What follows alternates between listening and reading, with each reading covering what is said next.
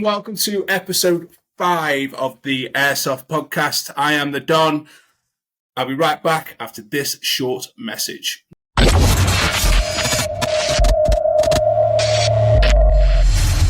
Okay, welcome back, YouTube, and depending on where you're watching the podcast on all the different platforms, welcome to the Airsoft podcast with the Headless Chicken Squad.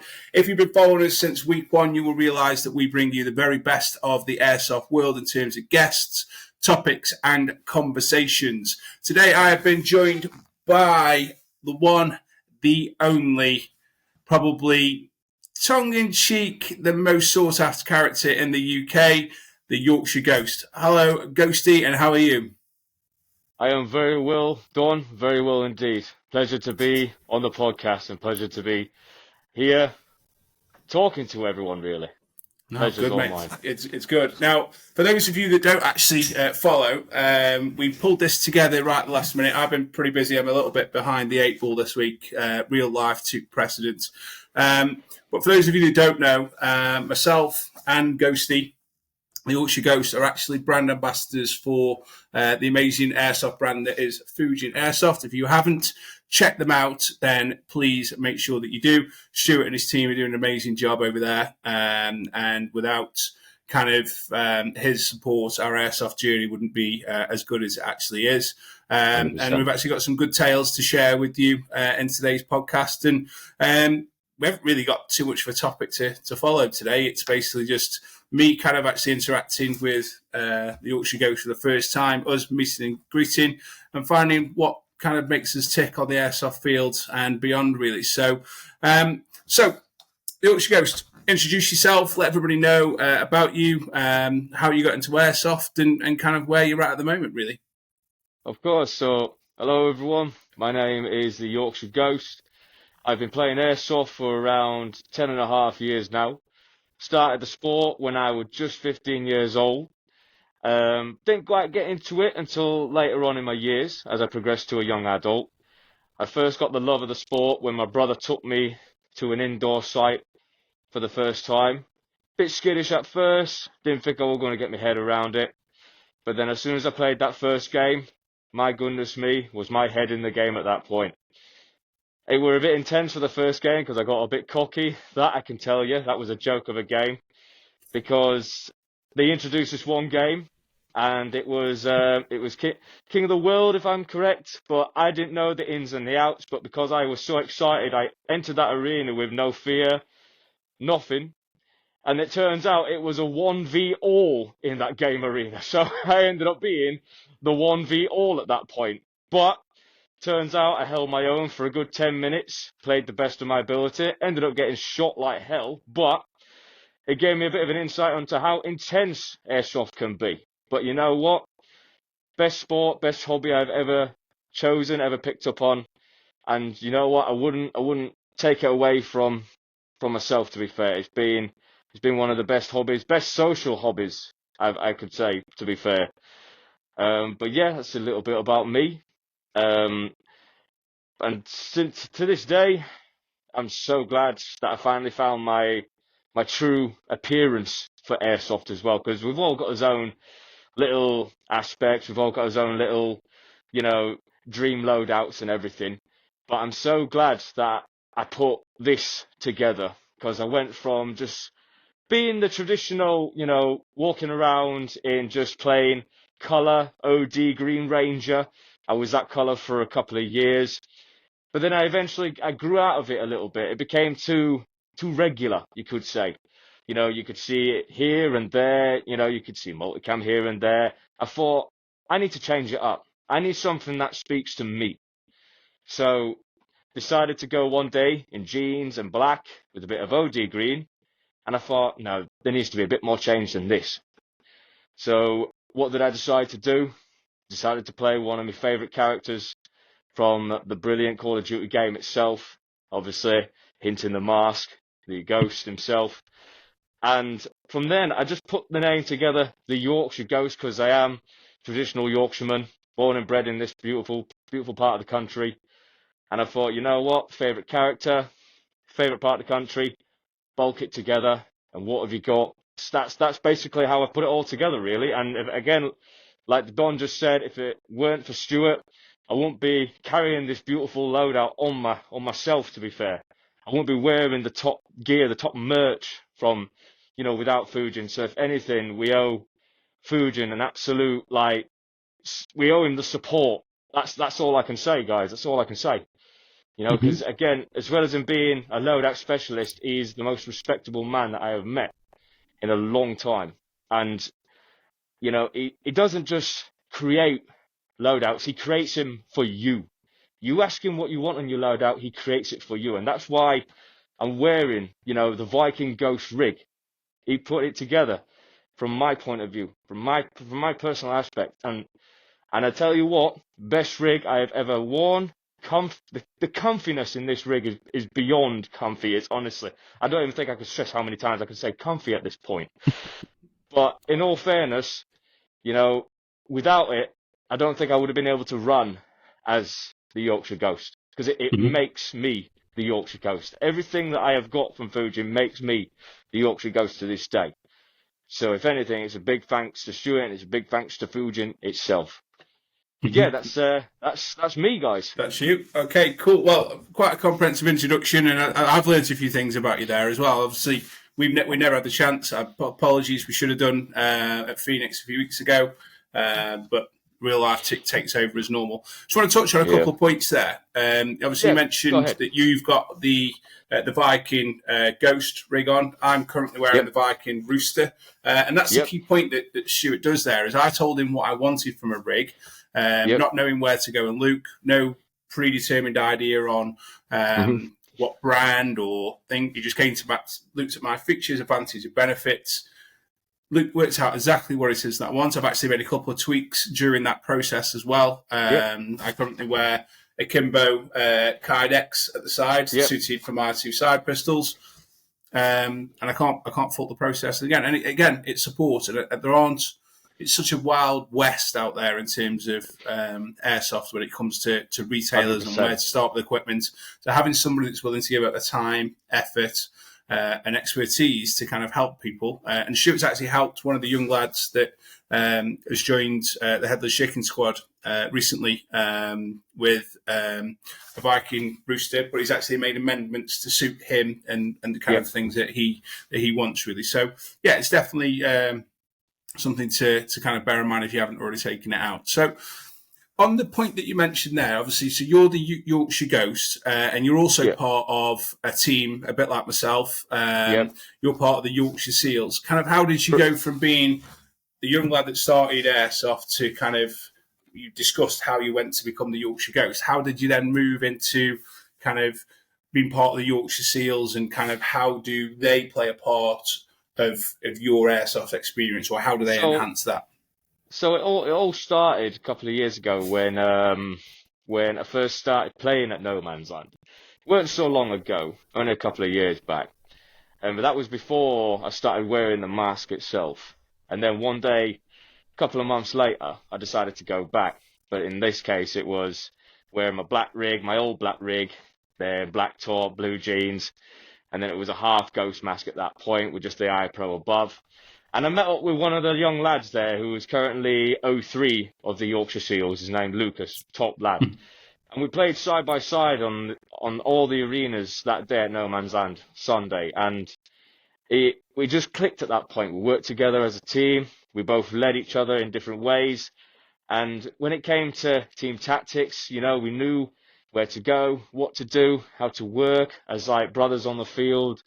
How to move as a little group.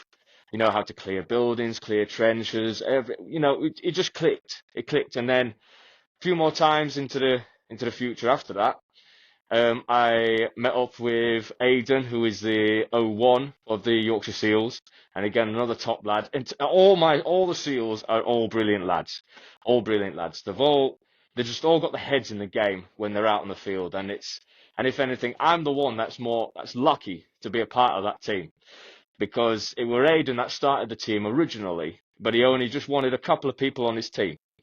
But then as time progressed, it became a bit more comfort to, getting few more people on his team.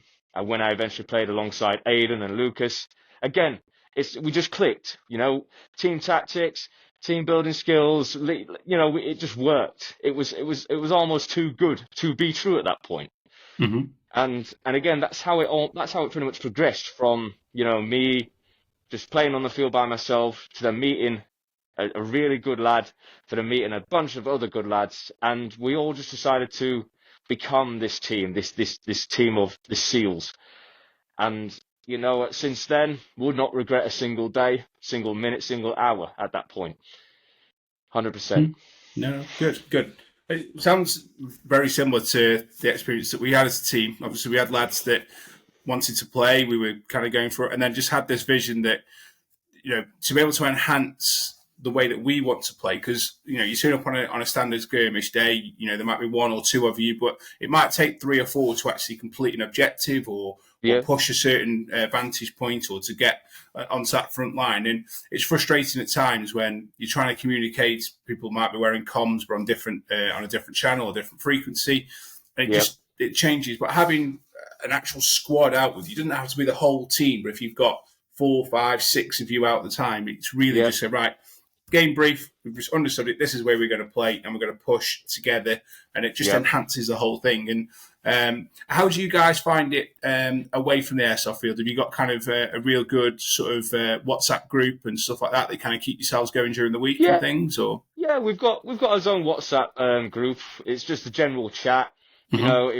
If one of us wants to keep up to date with how the other one's doing, put a little like question in there. How is everyone doing? We'll all Mm-hmm. answer.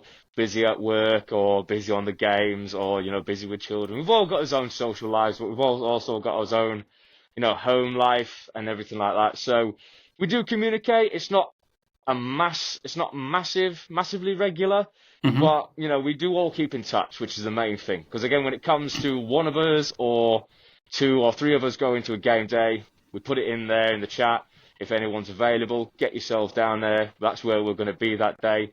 Again, for example, 2 weeks ago, I let everyone know that I was going to be at No Man's Land 17th on Sunday. Who's going? And obviously, they all put on who's going in the chat. So I now know who and when, where, what, how. So we all communicate as Mm-hmm. much as we can do. To be fair.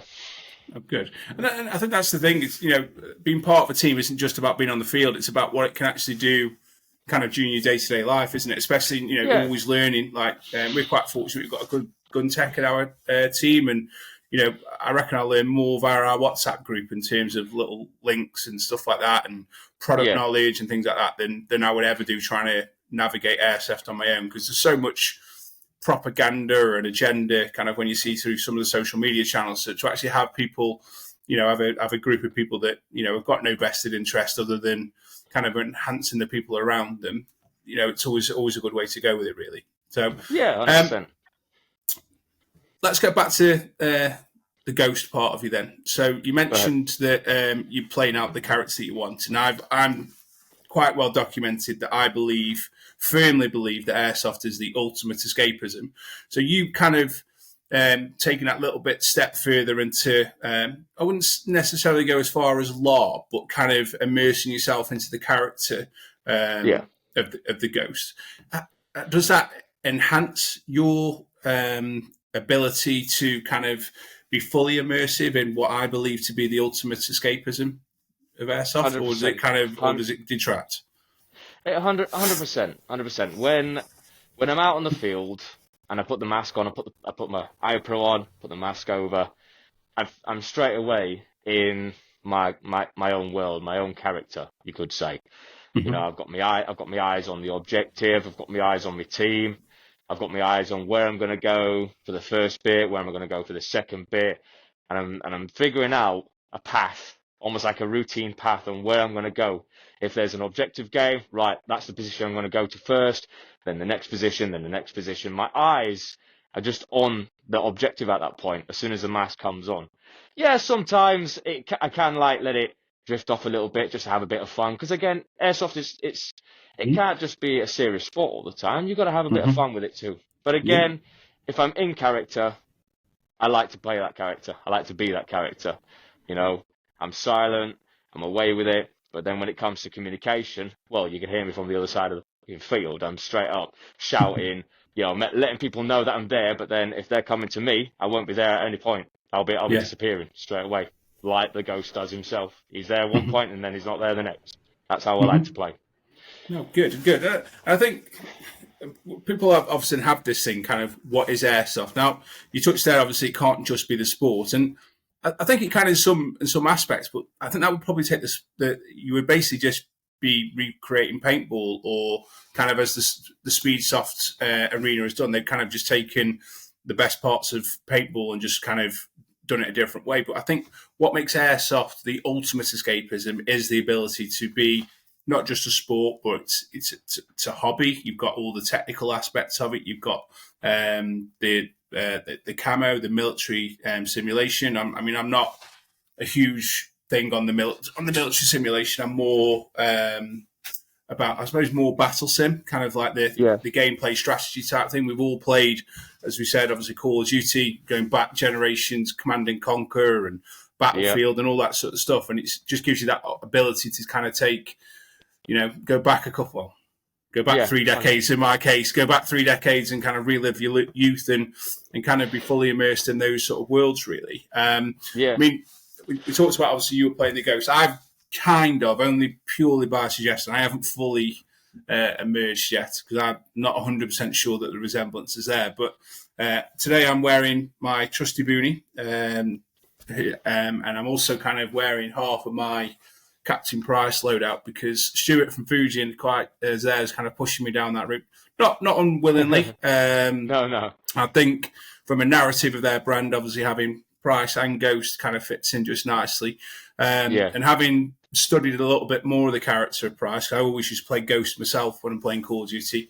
yeah, And I've even now taken Price as my kind of my character in the game, kind of just yeah. learning and the storylines and stuff like that, and kind of adapting that a little bit, really. So, but from that point, then we'll go straight into that now. You mentioned before we went live that this week you're taking some young lads out to airsoft with you at No Man's Land, and Yeah. part of the thing that you kind of find or draw kind of happiness from is the fact that they're enthusiastic about the sport, but you think that Yeah, their passion for the sport, or part of their passion for it, has come from their sort of exposure to the Call of Duty franchise, and now trying to take add the physical aspect of that into their sort of like day to day life, really.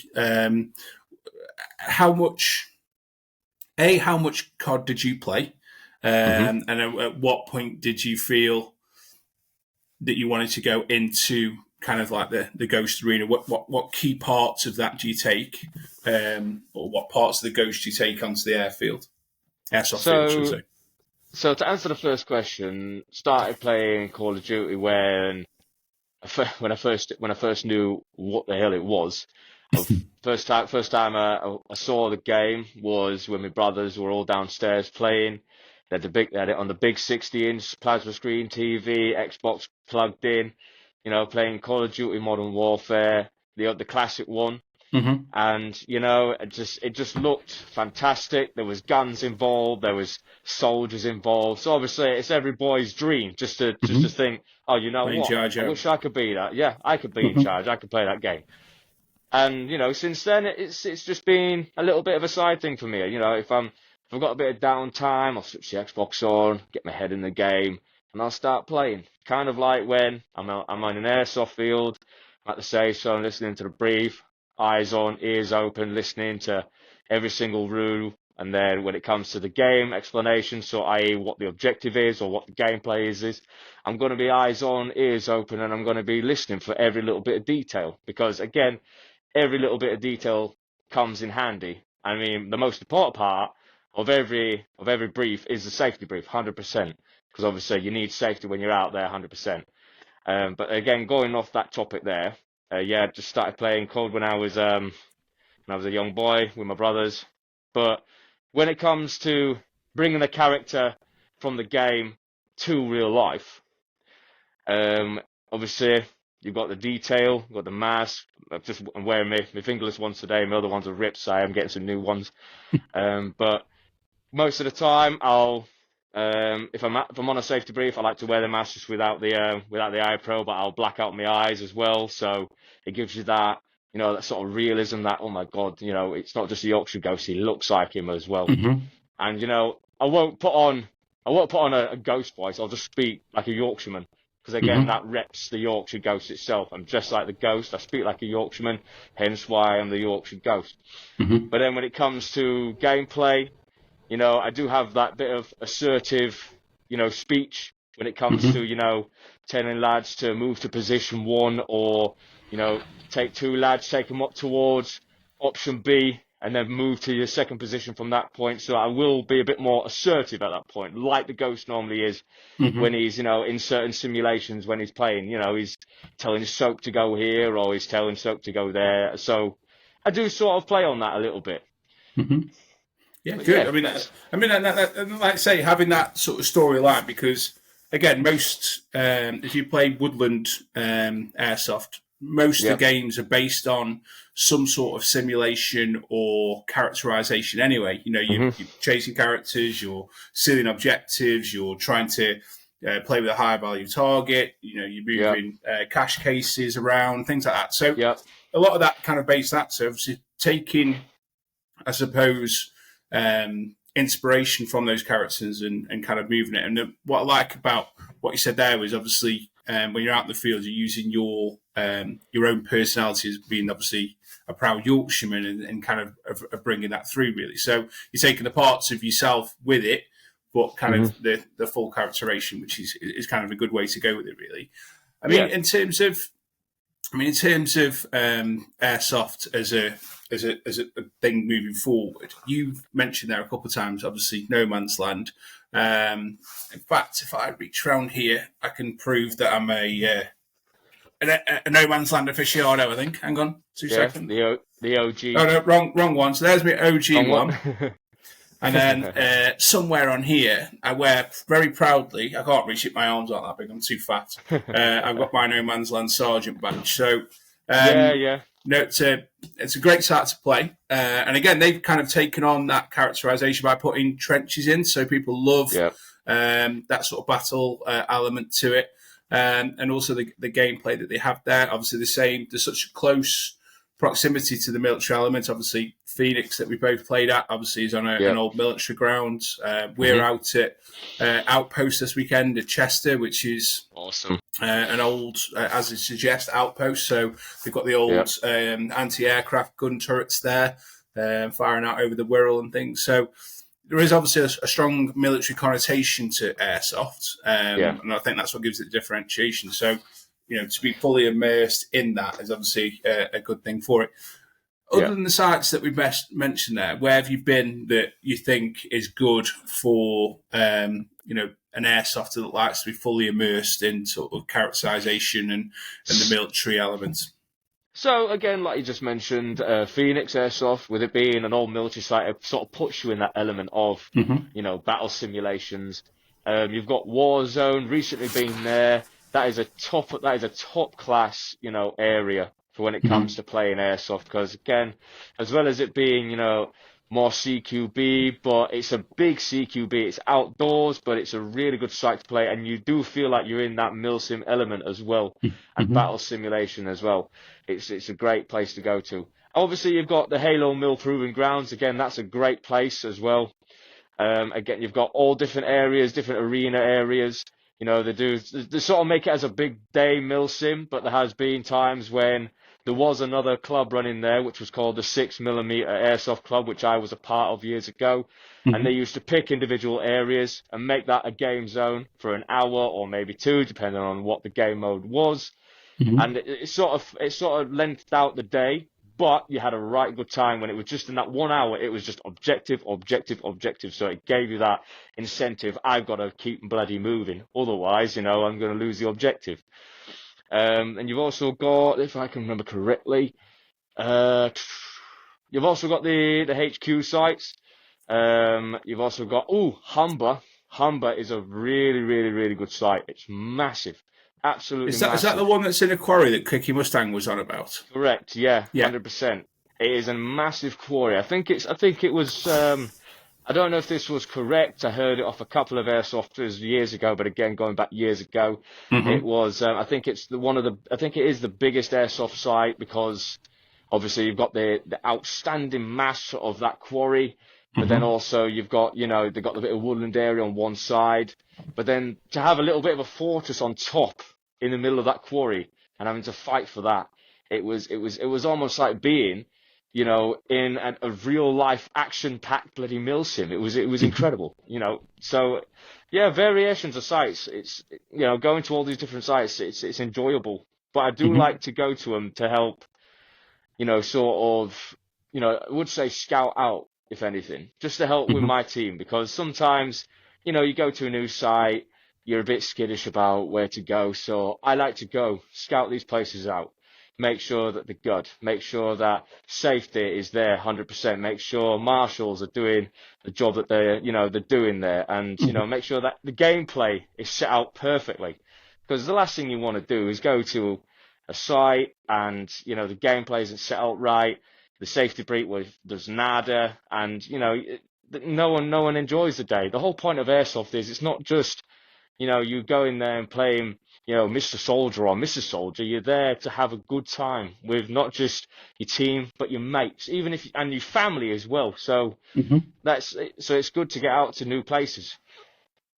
Yeah, I fully agree. I mean, we love to get around. I mean, we have you mentioned there most of your stuff is obviously in and around Yorkshire because obviously Mhm. that's where you're geographically situated. We tend to be more northwest, Yep. Midlands, war zones on our actual rota. I haven't actually managed to Mhm. go yet. I always seem to be busy when the lads are going. Yep. Um, but we've also been out as far as Airsoft Plantation in Essex. Yep. That we've done. The lads have done the jail or the ghoul, whatever you want to Mhm. call it. We're planning on doing Drake's Island at some point this year. Beautiful. One that we definitely want to do is Dirty Dog. We're Yep. constantly talking to them, but I think it'd be a bit silly to go 4 hours away and not do a whole weekend. So, Yep. if anybody 100%. watching this has a site in the northeast that is decent, you play proper airsoft, not soft airsoft, and you play Saturdays, hit us up. We have a full squad of 26 that are looking to do a full weekend in the northeast. Yep. We're already committed to playing Dirty Dog on the Sunday. Open Yep. to suggestions over the summer. Hit us up and let us know because at the minute I can't find a decent one that plays Saturdays. We may, as it stands, if we can't find somewhere closer, end up doing a Saturday because they do like a twilight game, don't they? At No Man's Land on the Saturday, like 1 o'clock Yes, they start, do. finish Yeah. at 8. So, Yeah. but we'd 100%. love, and we'd love to do somewhere in the northeast if somebody could do a Yeah. proper Saturday game, um, not not just tagging along with some paintballers. So, No. um, No. so in terms of the way that you play. Talk to me about your loadout. So I'm going to guess. I haven't studied your loadout, I'll be honest, but from the picture. Correct, yeah. So I've gone from using a M4 Lancer Tactical, is one of the second gun on the right going down, okay, with the underslug at the Hmm. bottom. That was my first ever proper M4 growing up into the sport, and again that's done me wonders. But currently at this moment in time, thanks to Titan Forge himself, it's the KWA 10 Ronin that I'm running right now. An absolutely awesome piece of kit. Electronic blowback. The kick on this thing it's like holding a real life gun. The weight of it as well. I think it measured out at about 3.2 kilos in weight. And again, I've just had my little additions on it. Full grip, just a dummy box there, and you've got your aircock sight there, and then just a small silencer at the top there. But it's a really nifty gun to use. Highly recommended. I highly recommend getting yourself a KWA. Okay, even if it's a short or a long, it does not make a difference. Get yourself one of these, and again, like I said, Titan Forge Airsoft, 100% will hit you up with these terrific weapons. Honestly, you will not be disappointed. That I can promise you guys, 100%. But that's currently the M4 that I'm running with. Hmm. I also run it in two different areas. I'll either run a single 1911. Hmm. It's a Hex WE 1911 gas blowback, and again, nifty little piece that I run with. But then I'll also run with some Burst High Kappa pistols as well. Just bear with us a second. Yeah, I'll no worries, mate. just bring the one out. That's one of them. But Hmm. I'll normally run with two, just to sort of up the day, make it a bit more interesting. Because let's be honest, nothing beats one pistol better than two. Okay, Hmm. let's be quite honest when you're out on the I run field. akimbo. I'm fully with you. Yeah, but again, nifty gun, and again also from Titan Forge as well. Okay, and again they hook me up great with anything. And again, if you need anything to do with weaponry, they're the guys to go to. Okay, 100%, 100%. Ugh. But yeah, that's basically what I normally tend to run with. I will run with a few Mark 5 pyros, or I'll run with some EG ring pull bangers. But most of the time, I tend to just get in with the action with the guns, with the weapons and everything like that. Pyro Hmm. is pretty much a last resort if I'm pinned down somewhere in a bunker or something like that. But yeah, that's basically the load that I run with. Okay, so following on from loadouts, we'll say there. So before the podcast, because I didn't actually think I was going to get the honour of having the Yorkshire Ghost on this week. It was very put together last minute, and again, it wouldn't have happened without the introduction through Fujin. Of course. I put out Q&A, and now one of the best questions I had, and Yep. because you're the Yorkshire Ghost, I thought I'd bring it through into the show. So we talk about Call of Duty, and then for those of you that don't know Ooh. about Call of Duty, basically what will actually happen is they have what's called meta loadouts, and basically the Ooh. question I had was from one of our own team members. Well, Ooh, she wanted reconnecting. to know, are there any meta loadouts in Reconnecting. Airsoft? So I was going to split that into two and Yep. say, do you have, because do you use HPA, or are you purely a solid AEG guy? Um, I'm a solid AEG guy. I've tried a HVA system, and again that was recommended by another lad who played No Man's Land a while back. He did marshal a few games too, and again he's a Mm-hmm. top lad. He I even had the pleasure of borrowing his nods as well, and again they were just the basic Call of Duty nods, but bloody hell they work like a dream back when they're in dark, when they're in pitch black. It's great. But yeah, the system that he gave me, honestly, I didn't know where to start with it because I've never ran it. I've shot many HVA guns when they've gone, look at this, look at that. Oh, you know what? Let's have a little try with that. Let's pull the trigger a few times. Let's see how quick these BBs leave the bloody gun. And you know what? Nifty piece of equipment. If you're running HPA, I've got no fault with it. It's a great way to run with airsoft. Okay, so I've got no issues with it. But I just prefer the classics. The electronics. That's all I prefer. Because again, Mm-hmm. HPA and gas, it's great. Don't get me wrong, but I just love running electronics. It's just simpler. And I'm not faffing around with any tank or any big bottles of gas. I'm hooking a battery in that's charged up and the gun's ready to go. And all I got to do is refill the mag and then I'm back in the action straight away. Simple as that. Okay. That's the way I see it. Yeah. Okay. Good. So on that point, then, so meta loadout. So what would you think? What on the market as an AEG is basically a cheat code? What is the meta loadout in the AEG market at the moment, according to the Yorkshire Ghost? Ooh. According to the Yorkshire Ghost, are we talking are we talking the weaponry, or are we talking the full loadout and everything? That's my question. No, Is it just let's just go for a riff on the market at the okay minute. on the What do you RAF? feel is basically a cheat code? Money's no option. If you think what you're going for. So again, if anything, okay, been a bit of a back kisser at this point. But to be fair, going with my option that I currently run at this moment in time, KWA, the reliable, Mm-hmm. 100% internal wise, you don't need to do anything to upgrade it.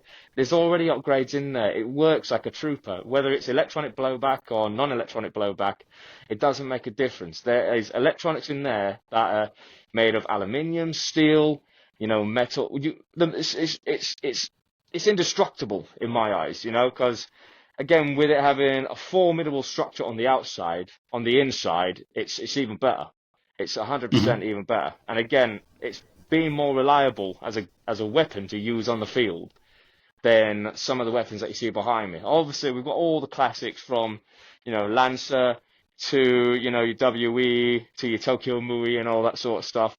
But KWA at this moment in time has got me for gold at this point, 100%. Hmm. So I think if Okay. anything, the meta is KWA, 100%. Okay. Okay. So on that, is that just because that's the level that you've gone in with? Obviously, with your, is it a T10? Did you say you got there? Yes, T10, yeah. Yeah. So T10. So if so, taking that back into like your more beginner into airsoft, I know Yeah. KWA do a real good entry level. Do you feel Yeah. there's a big difference between their entry level up to their T10, or is it just stock out the box? KWA across the board are a good way to go. Well, I remember the lads at Titan Forge when we met them in the Midlands last year.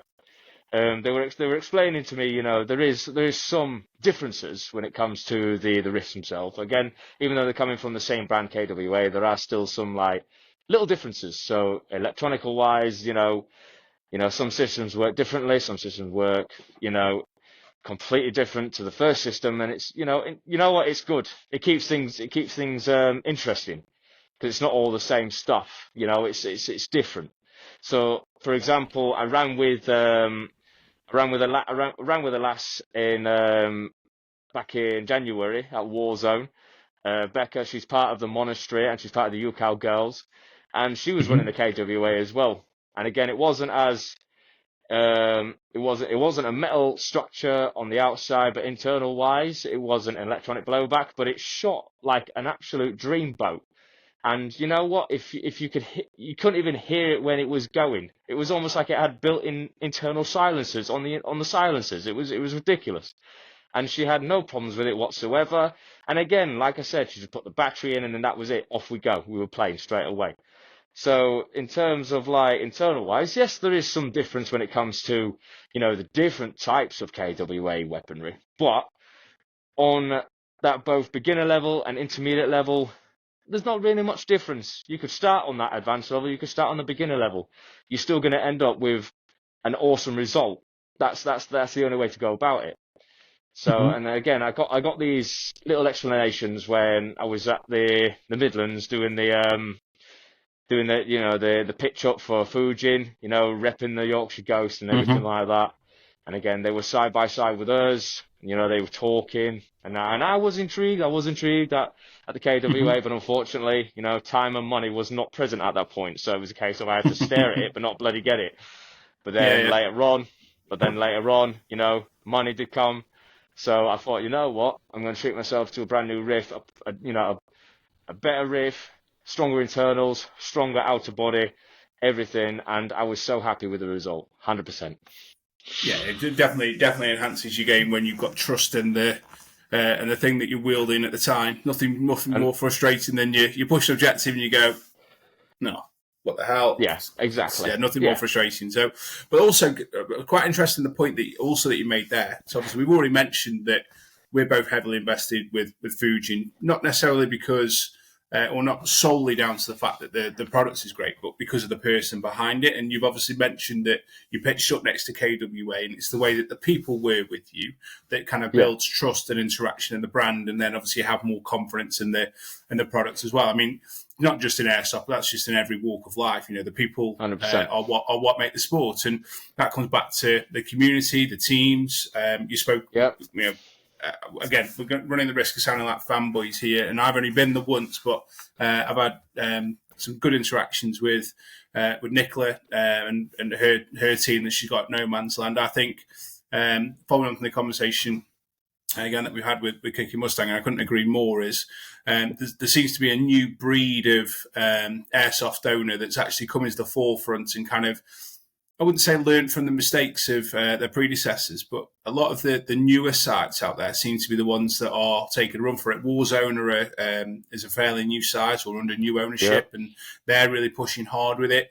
yep, I know I spoke to Jono at Outpost about Warzone just after we'd been the first time, and he was saying, it's really refreshing to see, some new sites, and there seems to be, some of the people that have had former paintball sites and really ramping them up into really good airsoft fields. yeah, But you've yeah, also got No Man's Land, Dirty Dog, or a new player on the block. the lads at AP have just got some amazing ideas, and the way that they run. And my biggest thing when you go to an airsoft field is, yes, we know we're playing with solid projectiles and we're doing all different things, but I hate it when Yep. people treat you like an absolute child. I know there's rules, and I know there's safety, and I know there's little things that you Yep. need to do. We've all signed up to turn up and think we know that's going to happen.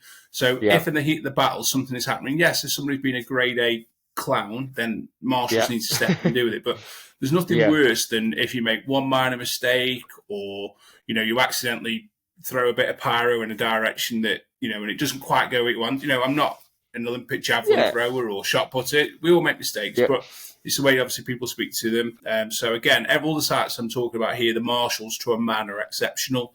We've got Yeah. 6 mil in the Midlands if you love woodland, which are really good. And again, Joe's new to the field there. Yes, he's got loads of experience in airsoft, but he's new to what he's trying to do.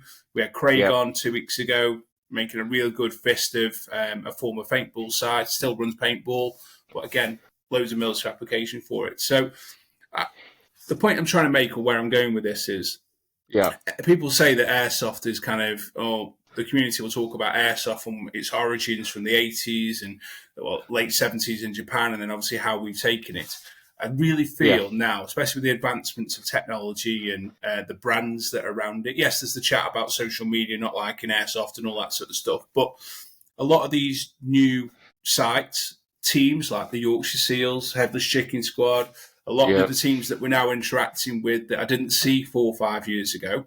There seems to be a new wave of development and positivity around airsoft. Yes, are you 100%. noticing the same, or? Yeah, I'm noticing the same. I mean, when I first started going to Halo Mill, it was a case of everyone was doing, their own thing. I didn't see much of team play. It was a case of, you've all got that coloured band on, so that's all one team. You're non-bands, you're all one team. But then everyone went off in a different direction. There was no team structure at that point. No one was communicating with anyone at all. So it just became, a free-for-all. For a free-for-all. I don't even know if that makes sense, but that's what it felt like, But eventually, as the years progressed, there was teams, pitching up their little, flag on some bench areas, or you'd see the same group of people, but all wearing the same sort of loadout, so the same multicam, same hoodie, same, just sort of being that team sort of color, basically. And, and again, as time progressed, it just became, like you said, friendlier. People were talking a little bit more. It became, not just, a group chat. It became a social community for everyone to fall in and have fun and talk to each other, get to know each other's loadouts, get to know each other's weaponry, get to know each other as a person. And again, that's when, in my personal experience, that's when you get to know someone personally. The loadout, the weapon, you build a bond with that person, and it becomes a strong friendship. You can be mates outside the field, or you can be mates on the field, but that friendship won't disappear, because you're both there for the same reason, to escape some form of reality that you've got back home. And this is where you want to come, to be in that world of your own, that world of your own. So yeah, 100%, I agree with you on that. I think this is my take, and I'm probably going to get slated for this, but I don't really care, because this is the observation that I've got over my time playing airsoft. Is I think you can split airsoft in 2 ways, as far as I think. You've got the people that love the hobbyist side of things, and kind of in their normal life or away from things. They're not natural sports people. They love people being hobbyists. They love they love their own company, so they love the solo side of airsoft. And on a game day, they don't necessarily add value to the team dynamic, which is a sport. And they're the ones who, quite rightly, to them, airsoft isn't a sport. That's fine. But then you've also got the other people who may have played other team sports that come for the escapers and that want, I suppose, that white line fever. As soon as you cross that white line, or the marshal shout game on, or the whistle goes, game face on, as for you, the mask goes on, you're fully immersed. There's things, off the field in the safe zone. I'll be the nicest person to you. I'll come and talk to you. I'll help. I'll borrow a kit, all that thing. If I'm blue and you're red on that field, I'm coming for you. I'm going to shoot you faster. I'm going to hunt you down. I'm going to blow you up. I'm going to smoke you out. I'm going to do whatever. Because that's the brief that I've been given. But Yeah. I do find there's a big part of the community, and I'm not saying it's wrong. I'm just saying this is an observation that there are a lot of the community that get involved in the game days that do strongly prefer the hobbyist side of things, like they're more involved in the tinkering and things like that. And that's absolutely great because I learn so much from those people. But obviously when it comes to game days, it's just finding that fine balance. But what I'm finding is from the younger ones, what you're saying about the lads that are coming from that Call of Duty, I don't think people play Call of Duty for all the fancy loads outs and things and the camo skins and all that sort of stuff. They're playing because they want to play either search and destroy, capture the flag. They want that physical dynamic and aspect to it. And I see that so much in the young lads. We've got 3 lads that play in our team that are under the age of 18. I tell you now, they are absolute. They're floor clearers. They will literally. You don't know they're there. They've picked up so many different tactics. They can rotate well. They push well. They flank well. They can get in and out of things. They've all got decent kit. The things. And I don't think the younger lads, and I fully embrace it, we all turn up at game days where they have young lads who are probably a little bit scared and, yes, it needs to embrace. And I think we don't necessarily need to change the way we play for them. We need to embrace them and bring them forward. But these lads, Jesus Christ, if we ever go into a point where they're up against us, I don't know what we're going to do. Like, we went to 6 mil and the young lad Focus that plays for us. He's literally the most quiet, unassuming lad ever. The amount of comments we've had after is like, who is that kid running around with that P90? Just absolutely just clear, just absolutely clearing objectives. Like, and for me, that it's good to see Airsoft progressing in that thing. And I think from what you were talking about there about people, I think the community is amazing. There is a clear divide, and that's fine because I think Airsoft, as the immersive thing, needs all those different types of people to fulfill all those different roles. Because without go on, mate. Yeah, because there is that, like you just said, there is that divide between, because we're all on the same boat, we're all playing the same sport, but again, there is that division between us all. You've got that one group that like to go and get in the fight, but you've also got that one group that likes to hang back a bit, and you've got that one group that wants to, absolutely. It goes off in so many different angles. You can lose count of it straight away.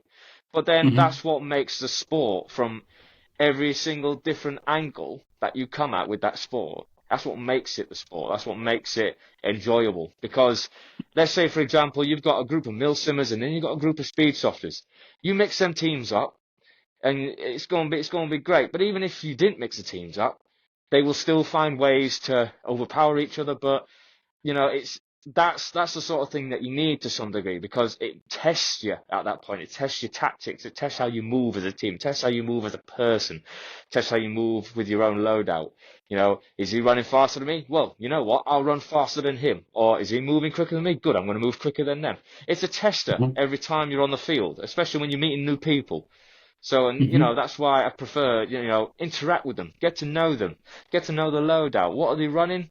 Don't matter what they're running, to be fair, because I'm still going to be here to play and enjoy it. That's how I see it, 100%. Anyway, going back to what you were saying, boss.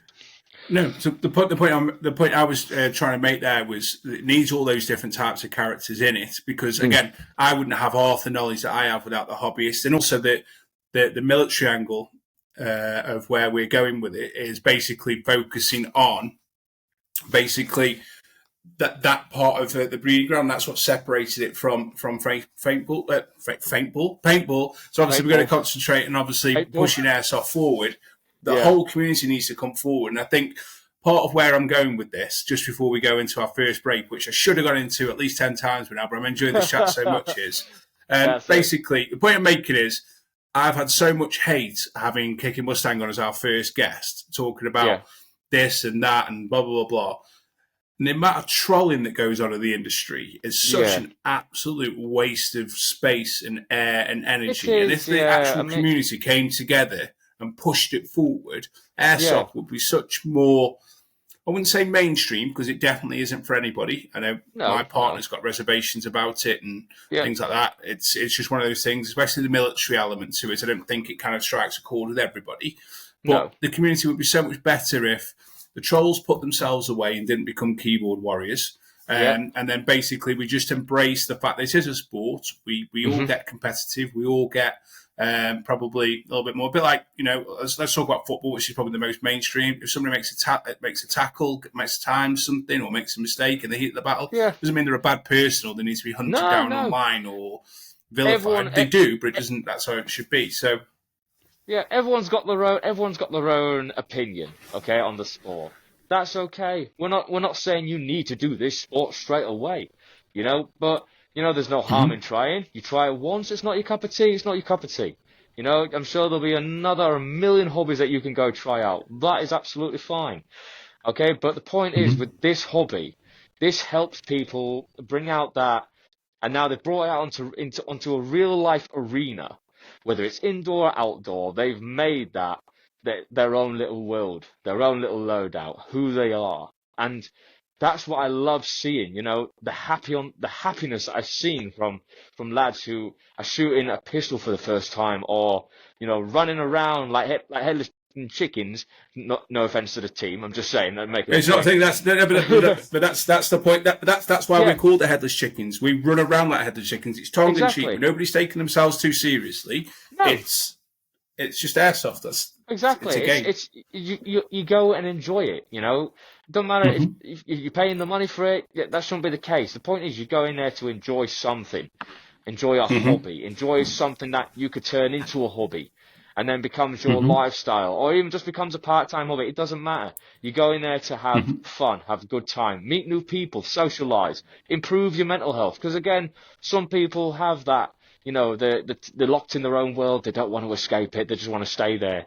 The whole purpose of this is to get you out of that, is to get you open into this whole new world of Airsoft, the community, get you knowing people who think and act just like you.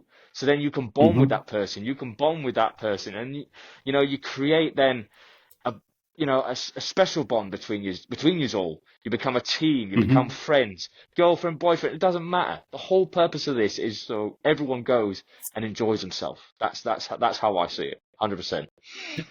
Definitely right. We're definitely going to roll with this because I don't know if about you, but I'm literally getting really passionate about it, and so is my friend Ghosty here. We'll be right back after this short break.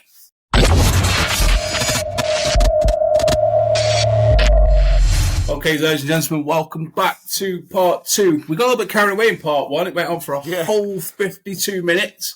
I did say before we went live that we'd stop every 10 just to kind of give some interjections and give you viewers a little bit of a break and kind of a pause point. But I'm sure they'll agree part 1 was full of quite a bit of engaging and actual passionate viewpoints on Airsoft. So just before the break, we were talking about kind of the community of Airsoft and how it can kind of galvanise together.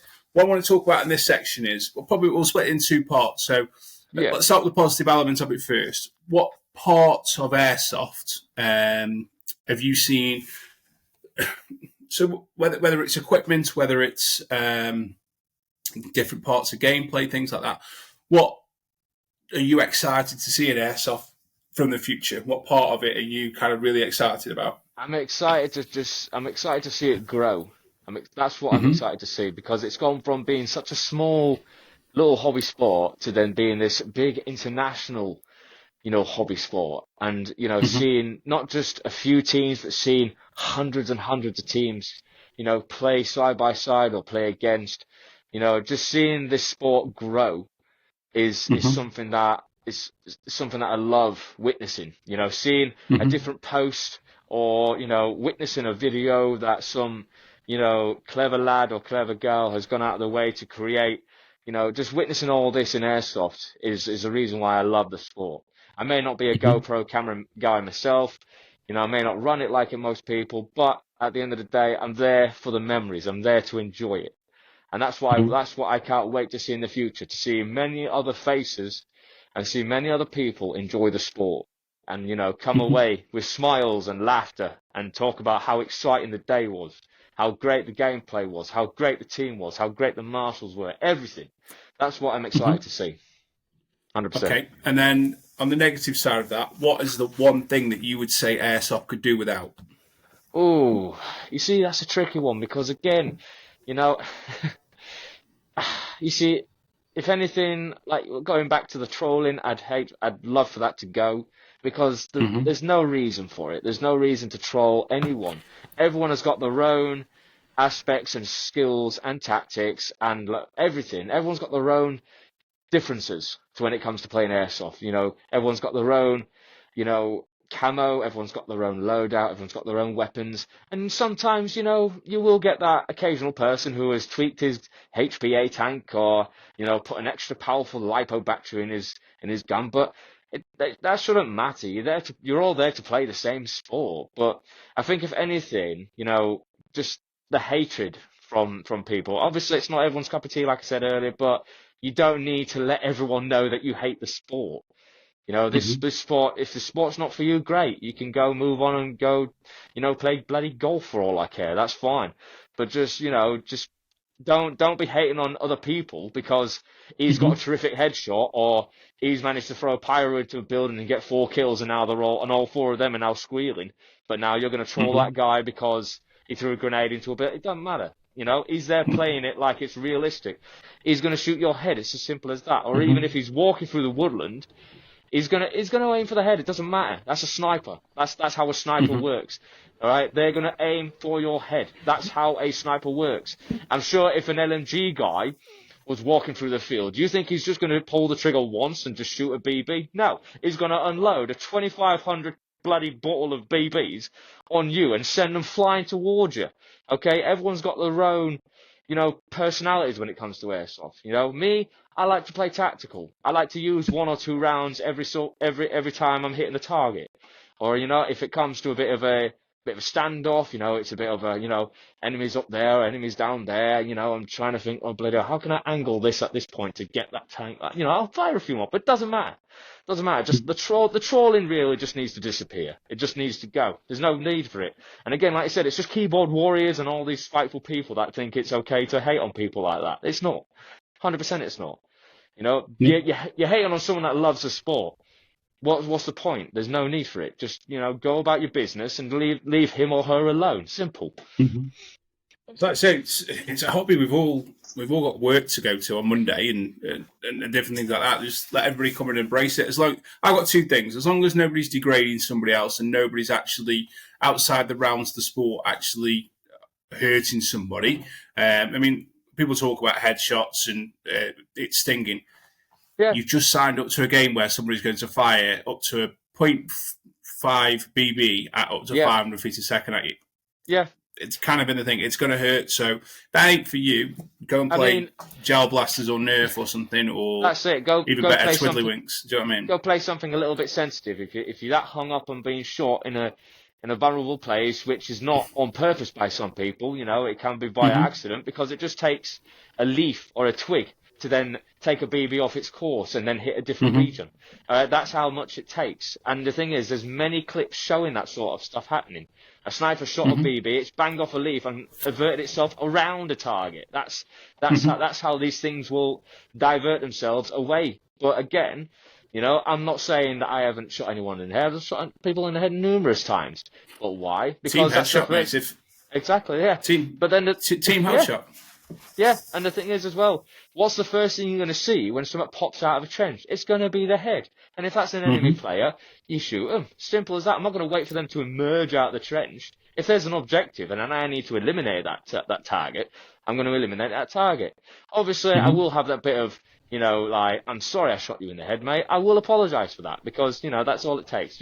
Sorry, mate, didn't mean to shoot you in the head, but that was the first thing I saw and I had no choice at that point. I'll make it No, a laugh. it's Simple. part of it's part of the job. Everybody hides behind barricades and Yeah. cover, and you've only ever got a Harold band gun, so people just it's the biggest object they can see. I mean, Yeah. I'll be honest with you.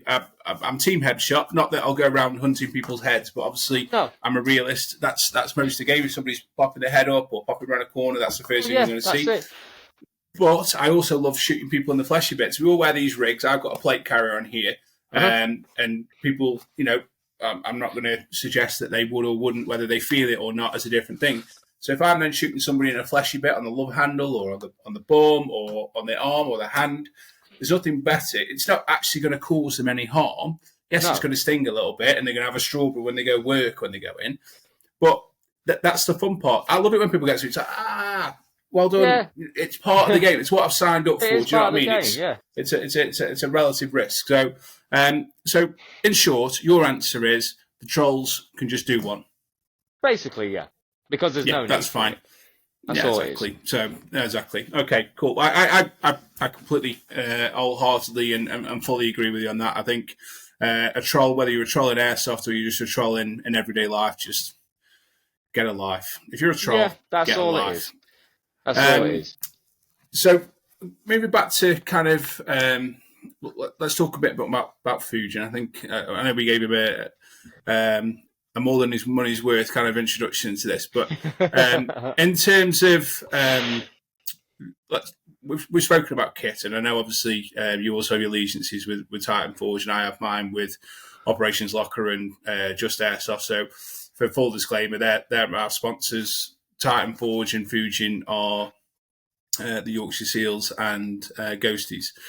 In terms of kit, in terms of things, what's the next thing that you're looking to sort of get out there and purchase that you think, So I what are you going to go after? believe I've already got the idea planned because being a big Ghost fan over the years, there was one particular loadout that I thought would look absolutely magnificent, but I was gonna put it together in my own sort of way. So you've got the multicam rig, and then you've got the multicam pants, but then you've also got the fancy grey fleecy jacket, which I've purchased as well to make it look like I am the Ghost itself. Yeah. But instead of it being the multicam rig and the multicam pants, either tan or black, but the rig won't be massive. It'll just be a small rig, quick, so I can, move quickly into buildings and not have to, etch myself through small gaps and everything. It'll be a case of if I've got that loadout on that day, I'm moving quick with it. If I'm wearing this rig most of the time, I tend to be a bit more tactical because I've got a bit more weight to carry, so I will play a bit more tactical. But if I'm running light, I'm running. It's as simple as that. I'm not saying I haven't run in this, but believe me, it hurts my legs after a while. And I'm only a small fella, but still, it still hurts my bloody legs. But that'll probably be my next purchase. And again, I've already got it pinned down on what rig and everything like that. It's if I remember correctly, it's the newest rigs that he's currently got going at this moment in time. Just bear with me a second, and I will bring that up, and then I will let everyone know the new products that he's currently got out. Because again, all of Fujin products are just 100% useful, 100% strong. Everything about the products is just immense. I never thought I could come across a loadout specialist. Honestly. Well, that's the thing. Just why you're finding that, I'll give you an example of what we talked about there. On my loadout, the grenade pouches that came with them, there was a problem with production, and Stuart. I wasn't actually aware there was a problem because I cable tie all my stuff on anyway. And Stuart just said, "Look, I'm not happy about it. I'm sending you replacements." I was like, "Wow, what's wrong with them?" And he was like, "I just don't like them. They're not good. I've had a couple of complaints from them. No questions asked. They arrived in the post, so I've kept the original ones and I've got the new ones on. So rather than I can now carry up to 6 sets of pyro, and that's just Stuart being upfront and honest as he has. I mean, you see the internet littered with bad stories of I purchased this online, or I mean, we talk about Facebook groups. I'm every day. Anybody seen this website? Is the stuff any good? And all you see is it just littered with people going, "No, they're crap. That's crap. I've had this problem with this. I've had this problem 100%. with this," and that's all you want really is just somebody, whether it's airsoft or whether it's everyday life. Just I don't care if somebody's spending £1 or £1 million with you. That person is a customer, and whether they're right or wrong, they at least deserve. The kindness and the courtesy and the respect of an honest and decent response, and that's all you can ever get from Stuart. And that's it. That's all you can ever ask from somebody. Just the confidence to buy something. Do you know what I mean? Yeah, that's because again, if you've got a beginner that wants to start, you don't want to send him in the wrong direction to buying, 1-star, 2-star gear. You want them to get the good stuff, so then when it comes to being out in the field, they're having a bit of a run around and it's getting ragged about. You know, at that point, it's sturdy, it's strong, it's not going to wear and tear quick, it's going to be there for a long time. And again, going Yeah. back on Emerson, it's the Emerson gear. It's the Hmm. it's a D3 Huntress loadout. That was the one I was trying to picture in my head, but I completely forgot the name. So I apologize, Stuart, if you're going to hate me on that. But the No, rig no, that's itself, fine. it's a small rig. It's got a little rucksack on the back, but it's light. You know, you got free mobility around your shoulders, your arms. Not saying that this is, but you know, I'll have a bit more room to move more when I'm running around. But Hmm. these them Emersons, looking at them, they just look fantastic. They look the part, and I think when I get my hands on one of them, it's going to look absolutely immense going with that grey Hmm. jacket, going with the ghost mask. It's going to look absolutely incredible, and I can't wait to get them photos as well for everyone, if anything. But again, it comes down to needs and wants. You know, you play at No Man's Land, quite a few of those games. They're not the longest games, but they're not the shortest ones. And I know they've got the No, village, but it's not exactly always CQB. But if you go into somewhere like Warzone that are playing quick 20, 25-minute games, you don't need to take the full plate like carry out because you're not going to be no, out for no, the no. next 2 or 3 hours. You just need enough to get you through that game, movement, agility.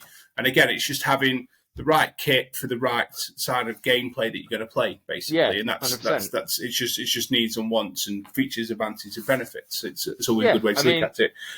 um, I mean, you could also use that example for when it comes to the certain weather as well. I mean, when it comes Mm-hmm. to summertime, you don't want to be running around in a massive rig, you know, because you'll Mm-hmm. get extremely hot. You'll want to wear less layers, and you know, you become really uncomfortable. You want to be wearing something that'll fit, you know, both winter, autumn, spring, and summer at that point. So I'm not saying Mm-hmm. go buy 4 individual rigs, but you want to wear a rig that's comfortable for, you know, most Mm-hmm. cases of when it comes to the weather.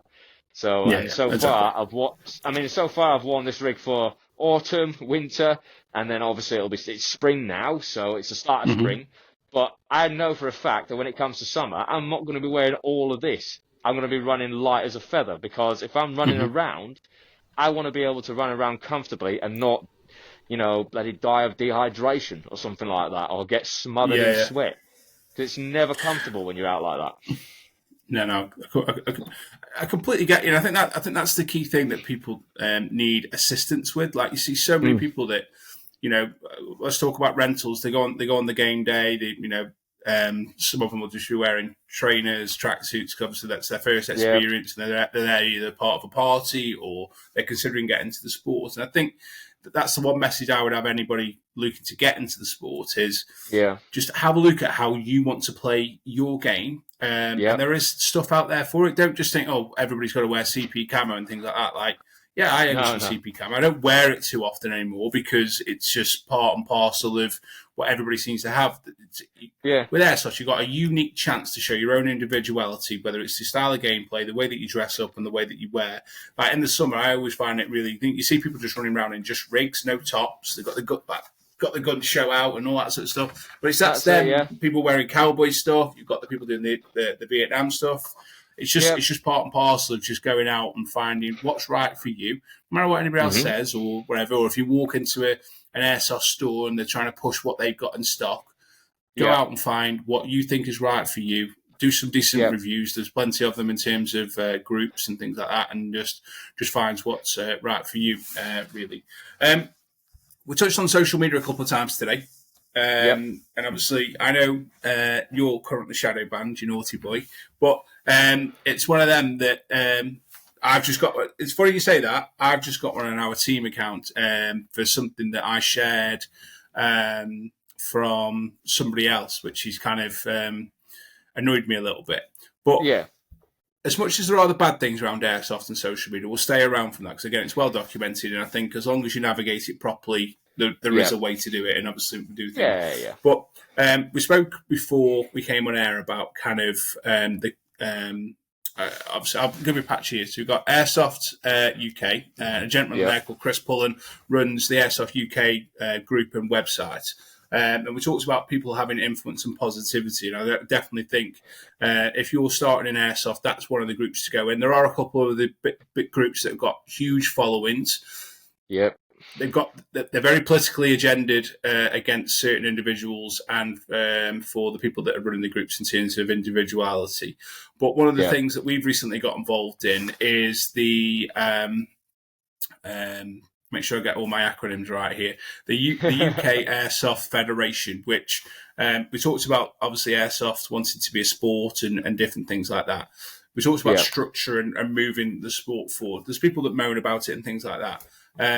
What's your thought on Airsoft having a bit more structure and a bit more of an unwarded body? Would you be welcome to having a code of conduct or a charter that Airsoft players should abide to, a bit like the FA or any other sports? Or are you happy for it to remain unregulated to a point? Well, to be fair, I mean, having a code of conduct doesn't sound like a bad idea. If anything, that'll probably keep everyone, intact. And then, there'll be no, well, I know for a fact there'll be no bloody trawling from anyone in Airsoft because, they'll all be under a code of conduct. It's as simple as that. If you're under the code, you follow the code to the point where you die. Simple as that. But but to be fair, having a code and then having that bit of free will when you're out on the field, it's sort of split decision with me because I love having that free will when I'm out on the field, but then I also love following the rules. I love being under that restriction because then it keeps me grounded, you could say. And if anything, when it comes to something like that, you need to be grounded. You need to be under something with structure. And especially if it comes to having your own team, you'd want a structure with your own team. You just won't want to go add a load of guides to your team and then go fight the battle. No, you need more than just, go fight the bloody battle. You need team structure. You need a leader. You need two in command maybe, or one in extra command, or you need a couple of other lads where you can all talk, communicate properly. If you've got comms, perfect. If you haven't got comms, doesn't matter.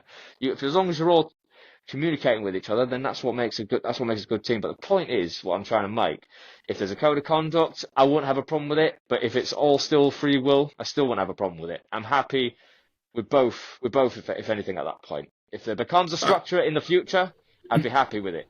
But if there doesn't, I'm still happy with it either way. I think the biggest thing for me in terms of the structure, I think, comes back to what I said earlier in the podcast in terms of I think there's a big divide in the I'm saying it's a sport, whichever way you look at it. There's a big divide in the sport, and there's the people that want it just to remain a hobby. But we all turn up on a game day, and we all stand and listen to 15, 20 minutes, 45 minutes in some cases of a safety briefing.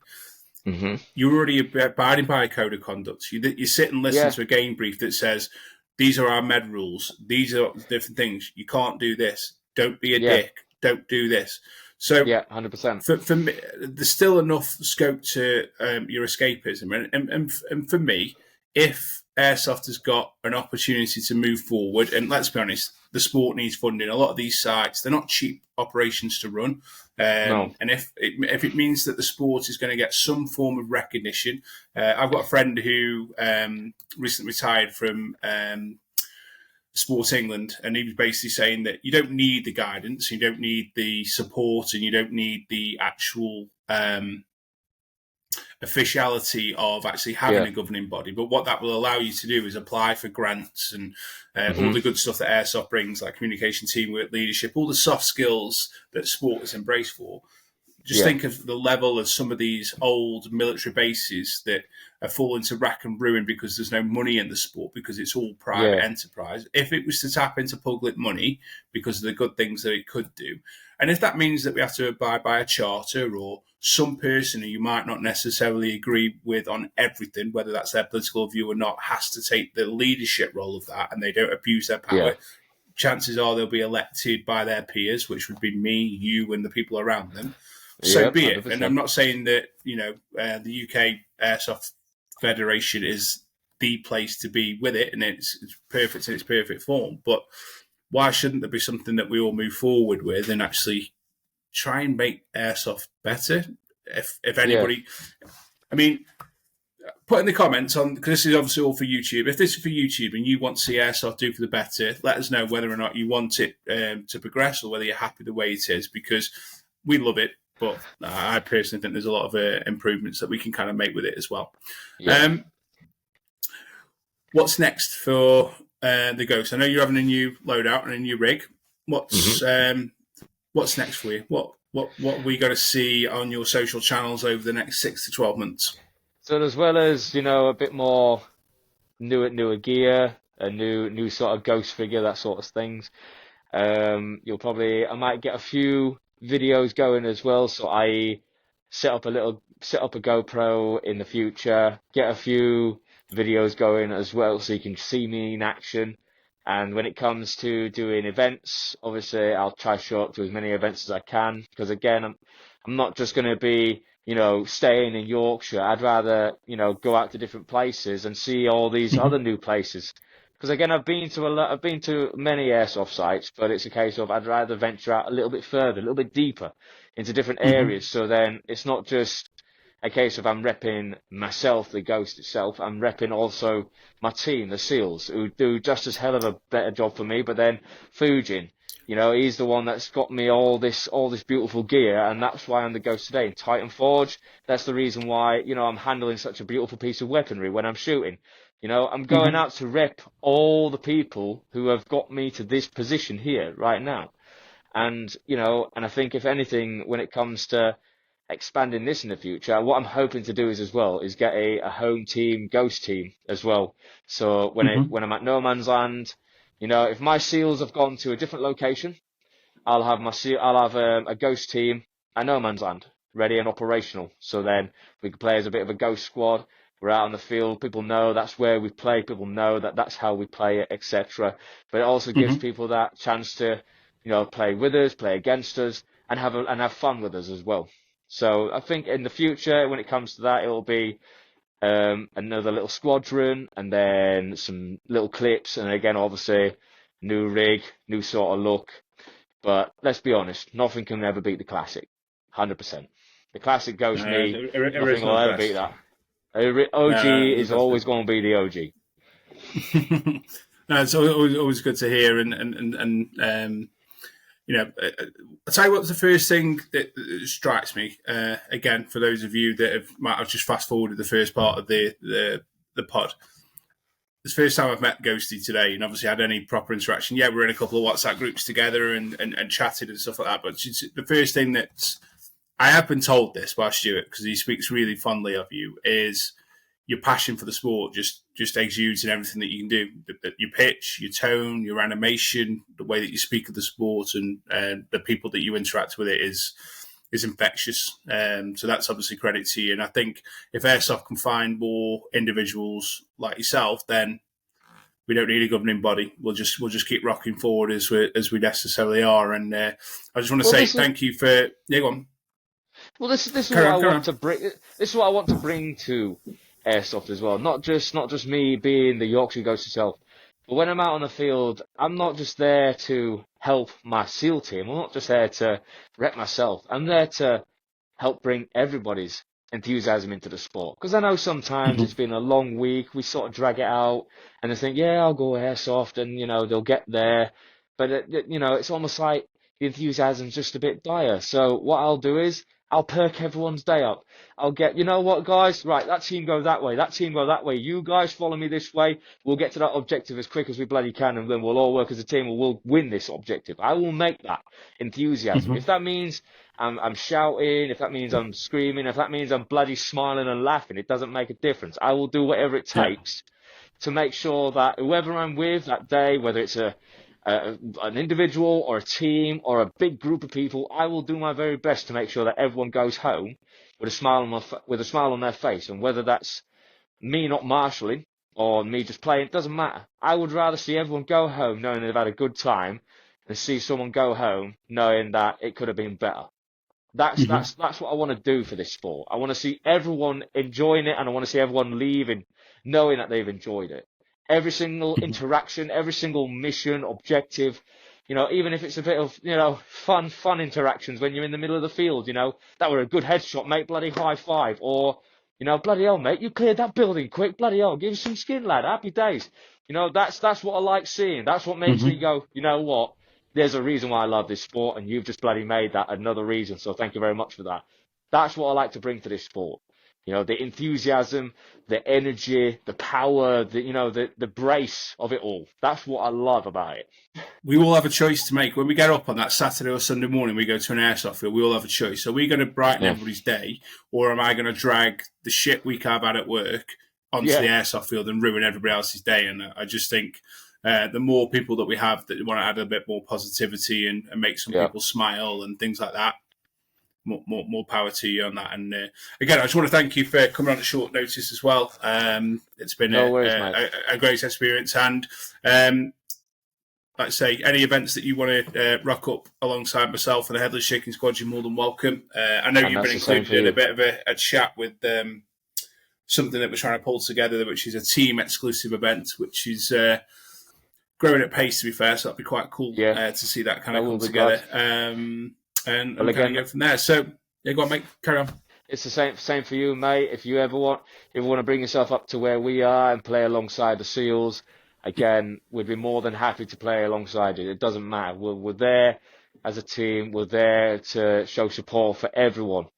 Okay, and again, it'd be my pleasure to play alongside you guys, because again, I played along some of you guys at Phoenix, and you guys are incredible. You know, you've got that passion when you're playing, and I've witnessed it firsthand, and I loved it. I absolutely loved it, and that's what I love to see. So it'd be my pleasure and my SEAL's pleasure to play with you. Before you go, you mentioned Phoenix, and on that same day, we set up a meeting with Kicking Mustang. I know you played on the same team, as in we got to play against him. Yeah. He's part of the problem with trolls, and he causes the divided opinion. What's your opinion on him? You've met him. You got self-res by him. I've seen that. So I've seen it. Yeah, that was your moment of glory. So come on, what's your thoughts on it? I can't fault the guy. He's a terrific lad. He's been playing this sport for many years, and and I can see the passion. I can feel the passion when he's playing. You know, when he's in that element of camouflage, and you know what? It scares me how brilliant his camouflage can be. You know, and obviously, yeah, he's a sniper. He gets headshots. Whoopie do, yeah, great. But again, when it comes to trolls, and they're saying, "Oh well, that headshot, he deliberately did that. He did that on purpose." No, that's what a sniper does. Stop trolling him. He's playing the role as a sniper. That's what a sniper does. He's not going to wait until someone shows a bare foot on the ground and then shoot the foot. He's going to aim for the head. He's going to shoot for the head. Leave it at that and carry on enjoying the sport. Okay, I've witnessed him make headshots, and you know what? I clap my hands for him when he does headshots, because they're hard shots to get. Yes, he has a sniper, but they are still bloody hard shots to get. So, if anything, I've got respect for the guy. He's been around the sport for many years, and I honestly, I can't put a fault in him. He's a good lad, And again, every time I see him at No Man's Land or Phoenix or whenever he's there, I always go, "You all right, mate?" And he always says the same back, and then I ask him how he is. And again, it's just that little bit of interaction. It's nothing like personal. It's not like I'm texting him on bloody Facebook or anything like that. It's a case of, "Hi, mate, you all right, bro?" And look forward to playing with you or playing against you. Happy days. Yeah. I think one of the things that came across from our lads from getting to play on the opposite side of him was just how good his actual general gameplay is. Like, not only is he obviously line prone and doing, but the way he gets over objectives, gets over barricades and things like that. His actual gameplay and awareness of the sport is actually something that we were really surprised with it. And I know on that day, I've seen pictures since of where he made at least 5 or 6 kids' days, but we've got young lad who I've already mentioned on the pod, Focus, young Michael, absolutely made his week. To take some time to take some pictures and kind of pass on some knowledge, get shot in the head by him. The 15-year-old lad got shot in the head, point blank, and did not moan. Like, if that's not a lesson to every single person out there, he literally, I know for a fact, I speak to his dad. His dad is probably one of the most talented photographers in the airsoft industry. So I speak to him on a regular basis, and his dad was telling me a story of how the first thing he did was on Monday morning, went straight in and told all the kids at school. And now he's actually on the video in that headshot, and he's like, all the kids are like, oh my God, and has such a positive interaction with so many kids at that school now that want to take up airsoft. So for all the trolls out there that are getting stuck into him and thinking it's making a difference, it's not. He's introduced more people to the world of airsoft in probably that one clip and incident than you've ever had as a positive influence. So, you might have your gripes with him. Keep them to yourself. Stop sharing them, and just share a bit more love and positivity around the sport. And and that's the future of it. Really, anyone wants. That's all anyone wants. Just a bit of love, compassion, support. And that's what makes them enjoy the sport a little bit more as well. If you show someone love, they'll show you it back. That's how it works. If you're showing them hate, what are you going to get? You're going to get hate. Simple as that. There's no blurred line in between black and white. It is literally black and white. You hate on me, I hate on you. You love me, I love you too. Simple as that. That's how it goes. And again, all the trolling, it's just pathetic behaviour. Surely you've got something more important to do than troll a lad who's been playing the sport for many years, who has grown the sport to be his own, and has gone out of his way to make it his passion, his life, his bloody way of life, if anything. And, the fact that he's bringing out ghillie suits for those who want to be snipers in airsoft and create his own camouflage and everything, that's a man who loves his sport. That's a guy who absolutely loves his sport. So the fact that you're trolling him just makes you even worse as a troller. That's all I say. And and if anything, I love the reason why I love being the ghost is because it makes people's day as well. That's what I like, because they always see it on Call of Duty, they always see it on posters, but they never get the chance to see the guy in real life. Of course not. It's only once in a lifetime you'll meet the voice of him, but will they ever see him in real life? Never, because he doesn't exist. It's a character that's been made. But that's why I like to bring the character to life. So it gives them that. That bit of incentive to what Ghost could have been like if he was in real life character. I mean, when I go to this event in the next couple of months or something like that, it's another tent pitch up down in the Midlands. I had a dad message me and say, I met you that day. My son couldn't come, but now he's going to come with me and he wants to meet you. And I said, absolutely terrific, mate. When he comes over, I'll have a skull balaclava ready for him as a birthday present, and I hope he has a really good, terrific day. And I'm so glad I've met him. He's a little airsoft, and that's what I love seeing. And I think that's the thing. Like, you don't necessarily always have to have millions of followers or different things to be an influencer. Like, we go to so many places and things, and it's. Most of the people that have joined the Headless Chicken Squad are because they've had a positive impact because of how we've been around them. Yeah, we play hard on the field, and some people don't like it because we apparently push too much. And somebody said, I don't like you because you run around like headless chickens. Well, go figure. that is the name of it. Exactly. So the point of what we're trying to do is add some positivity in the fact that we've got so many young members, new progressive members. We're very inclusive. We want to have that positivity, and having the characters allow us to express that as well. So me as my normal life isn't going to inspire anybody. And to be fair, my normal day-to-day life is pretty dull. So expressing it on the field around everything else is a way to think. And going back to what you were saying about people create characters and kind of play up to it a little bit, obviously for videos, social media and pictures and things like that. I watch motivational quotes and stuff like that, and I read something the other day saying that I can't think of who it was. It'll come to me in a minute. That if you haven't got my number, you haven't got the right to have a problem with me. You don't know me well enough to do so. And trolls, I think, haven't got anything better to do, and they fill that void and space by. I'll spend all day trolling people and going out of things and making up lies to justify it and stuff. So let's just keep it all things positive. Yes, if I'm playing on the field, I've got plenty of bad things to say. Yes, I don't like cheats. Yes, I don't like certain things. But let's keep airsoft positive. Let's keep it real. Let's keep it competitive. Because let's be honest, that's what it's there for. We all have this hunter gatherer inside us that needs to express and kind of go forward from there. So. I think we're kind of going towards the end of the pod. Have you got anything that we haven't covered that you would like to get off your chest? Anything you want to ask me? Anything that you would like to, any other shout outs that you've missed? I know you've given Stuart 1, 2, 3, probably 6 shout outs. Tartan Forge, you've had a few.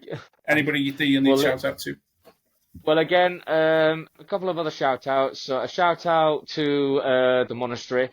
Again, they've got a brilliant team, and again, the structure, it's amazing. You know, they've got their own merch going. That's incredible.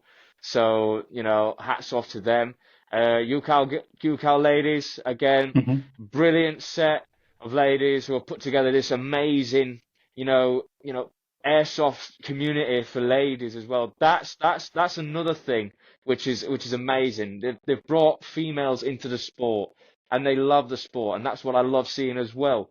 So hats off to the UCal ladies too. And again, if off the top of my head, you know, can't really think of many more.